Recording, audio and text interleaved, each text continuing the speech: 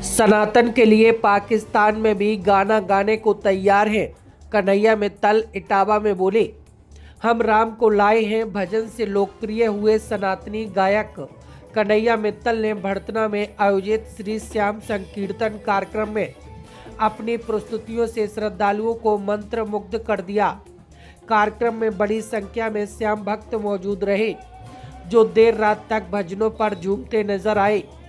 कार्यक्रम में पहुंचे कन्हैया मित्तल ने मीडिया से बातचीत में कहा कि वह सनातन धर्म के प्रचार के लिए कहीं भी जाने को तैयार है। यहां तक कि जरूरत पड़ी तो पाकिस्तान में भी जाकर के भजन गा सकते हैं। उन्होंने देश के मौजूदा हालात पर भी अपनी प्रतिक्रिया दी। मित्तल ने कहा कि मिडिल ईस्ट में चल रहे तनाव के कारण पेट्रोलियम पदार्थों को लेकर चिंता की स्थिति बन रही है, लेकिन सरकार लगातार इस संकट से निपटने को तैयार है।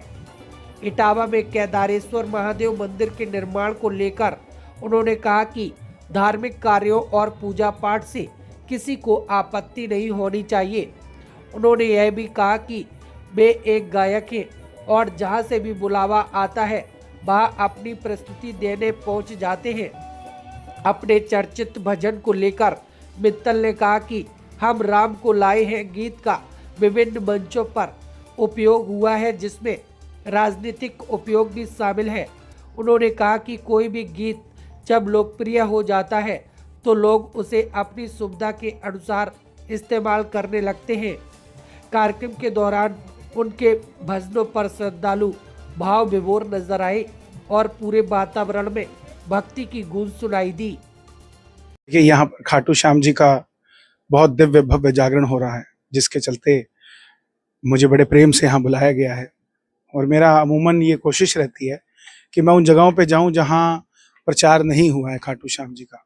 तो भड़तना एक ऐसा जगह है जहाँ मुझे लगा कि यहाँ के लोगों को खाटू श्याम जी से जोड़ना चाहिए। और यहाँ पर आकर मुझे पता लगा कि यहाँ तो बाबा का मंदिर भी है, तो मैं तो क्या ही नहीं जोड़ूंगा, ये तो खुद मुझे जोड़ने के लिए यहाँ बैठे हैं। तो भड़तना के लोगों का बड़ा दिल से आभार है। मिडिल ईस्ट में जो चल रहा है, इस समय विवाद चल रहा है, उसके बारे में क्या कहेंगे? देखिए, मिडिल ईस्ट में जो विवाद चल रहा है उसके अंदर अभी लेटेस्ट न्यूज़ तो यही आई है कि अमेरिका बैकफुट पे है, और जिस तरीके से भारत के अंदर उसका प्रभाव आने वाले समय में हम देख रहे हैं।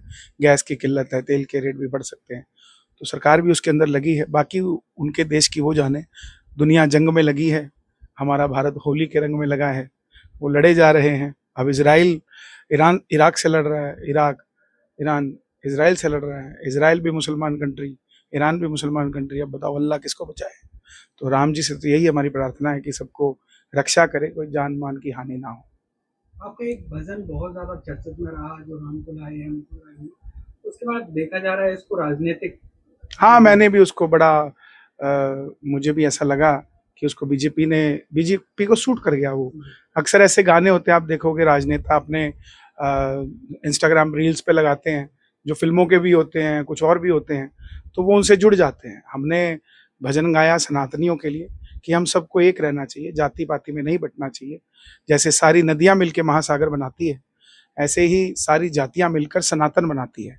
हम सब एक होकर रहे। और अभी तो सुप्रीम कोर्ट की कितनी अच्छी गाइडलाइन आई है कि जो देश के अंदर धर्मांतरण की आग लगी हुई थी, जिस तरीके से एससी कोटे के को भी लेते थे और अल्पसंख्यक होने का भी वो फायदा लेते थे, सुप्रीम कोर्ट का ऑर्डर आया है कि अब हिंदू, सिख और तीसरे और है, अगर वो उस धर्म में रहेंगे तो ही एससी होने का लाभ उठा पाएंगे। ये सब जो है सनातन के लिए लाभदायक है।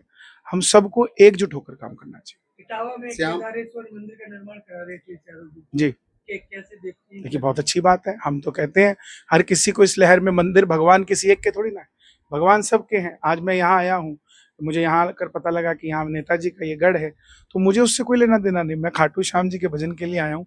मुझे कोई भी बुलाएगा, कहीं भी बुलाएगा, हम जाएंगे, क्योंकि हमारी नींव श्याम बाबा है, हमारे सब कुछ हनुमान जी हैं, राम जी हैं।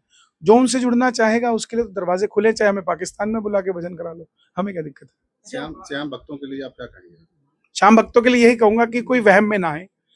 वहम किस तरीके का कि 11 रुपए का नारियल चढ़ा दें, किसी की बात में आकर छत्र चढ़ा दें, किसी की बात में आकर झंडा चढ़ा दें। हमारे यहाँ सीधी सी लाइन है, श्याम भक्त जग में बड़े उनको करूं प्रणाम। और बाबा के दर्शन से ही सब कुछ है। आप खाटू श्याम जी जाएं, पहला धाम है जहां ना कोई धागा बनता है, ना कोई नारियल चढ़ता है, ना किसी तरीके का वहम है, सिर्फ दर्शन है। आप जो भी अपने जितने भी श्याम भक्त हैं सब दर्शन करें बाबा के और मन्नत मांगे, मन्नत लाजमी पूरी होगी। अच्छा, आप बीच में चर्चा चली कि आप कांग्रेस में शामिल होने वाले हैं, उसके बाद आप आगे चल के क्या राजनीति में हाथ डालेंगे या राजनीति में? देखिए, जो कांग्रेस की बात चली उसमें मुझे लगता है कि कहीं ना कहीं वो मेरे मन का ही वहम था।